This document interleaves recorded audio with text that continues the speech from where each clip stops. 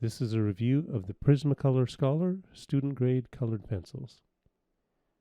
Being their student grade pencil, they're noticeably less expensive than the Premier line of pencils. A set of 60 will cost you about $30 on Amazon. Prismacolor are known to have some quality issues. I just assumed this was people who didn't quite know how to sharpen a pencil correctly. I found out that this was not the case. No matter how careful I was, I still had issues with leads breaking and the wood splitting while trying to sharpen the pencil. So here we have a comparison between the Prismacolor Scholor and the Prismacolor Premier Artist line of pencils. On the top we have the Scholor Black, and on the bottom it's the Premier Black. And I'm going to go over these with the Scholor White over both, and then the Premier White.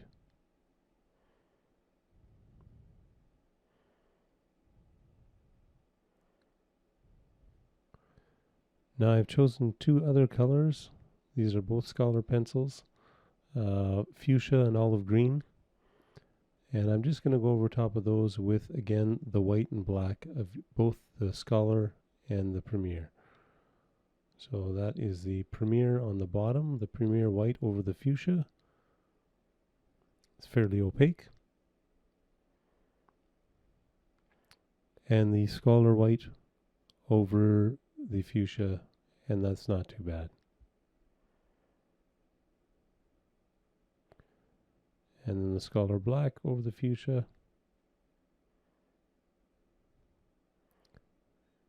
Lastly, the Premier black over the fuchsia, and that comes in quite dark.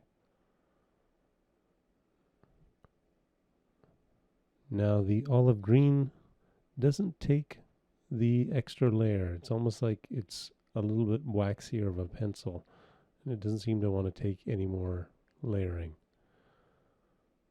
The white doesn't really stick to it at all. And I was using about the same amount of pressure when I was applying the fuchsia and the olive green.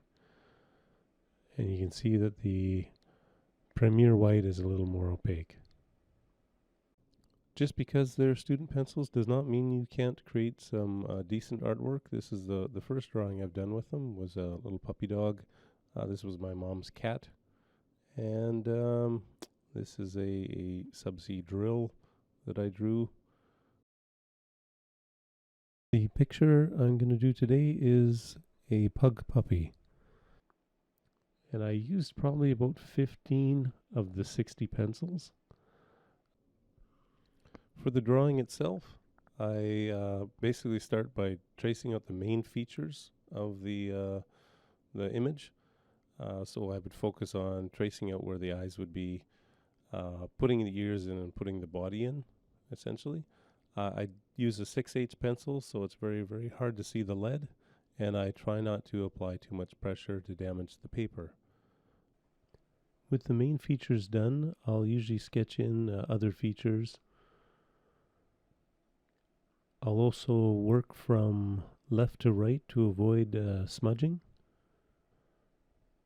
I will pay close attention to my reference photo so that when I'm sketching in other features, I don't deviate too much from it. While I just do this drawing, I'll just mention the positive and I guess the negative aspects of the pencils. So being the optimist, I'll start with the positive aspects. The most obvious reason for buying them is that they're inexpensive. So they're about half the price of the Premier line of pencils. So $30, about $30 for a set of 60.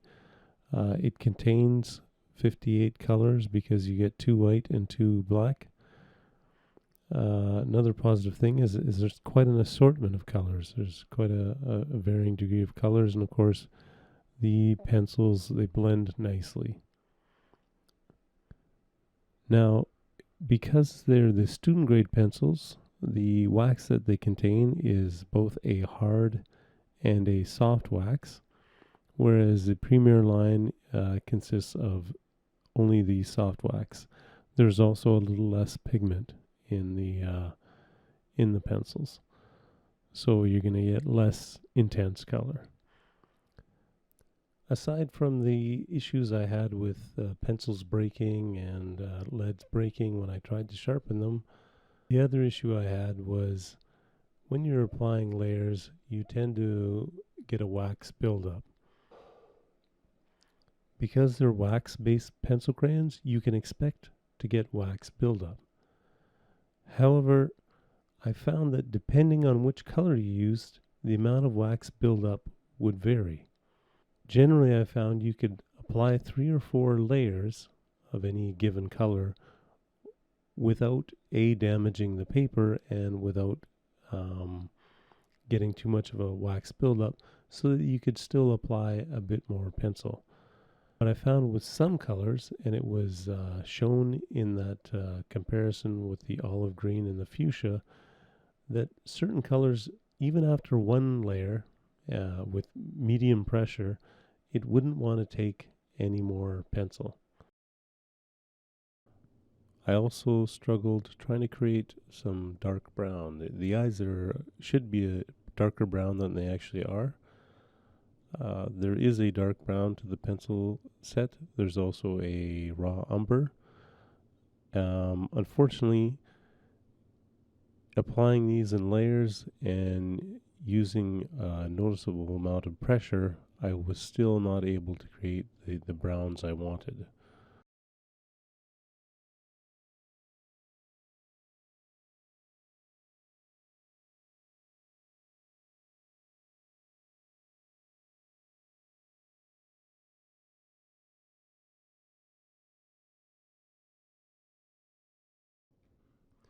So a lot of issues with the black pencils. As you'll see here, this black is the wood's falling away from the lead, and that just basically got worse until I essentially just sort of had a lead sticking out of the pencil without any wood base support around it. With a pencil in this condition, there's a high probability that you're going to break it if you apply too much pressure.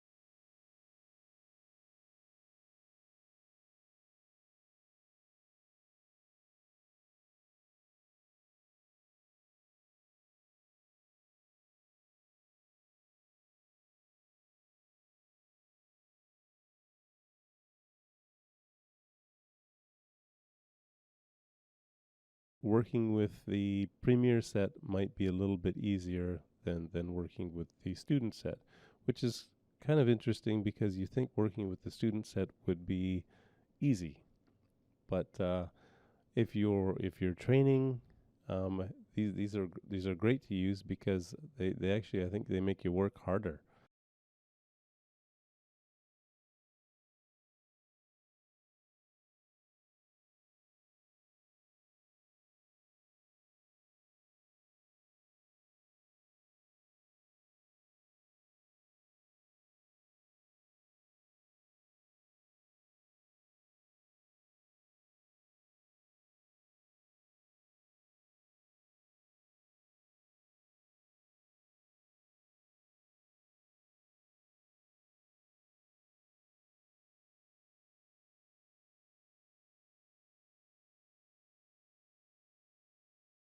For the breaking lead issues, I found this to be quite frustrating, but that would not be the sole reason for not using these pencils.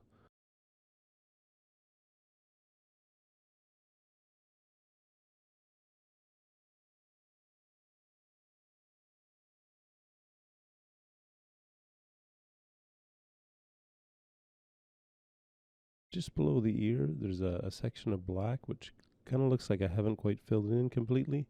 This is my light source reflecting off the wax in the paper.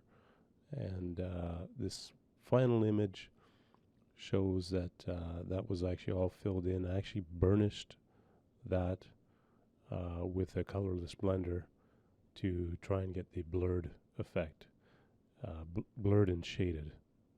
When I decide to upgrade to an artist grade set of pencils, the probability of going with Prismacolor, the Premier line, is probably low. When I do upgrade to a new set of pencils, which will be soon, I should probably have a review of those and some more drawings.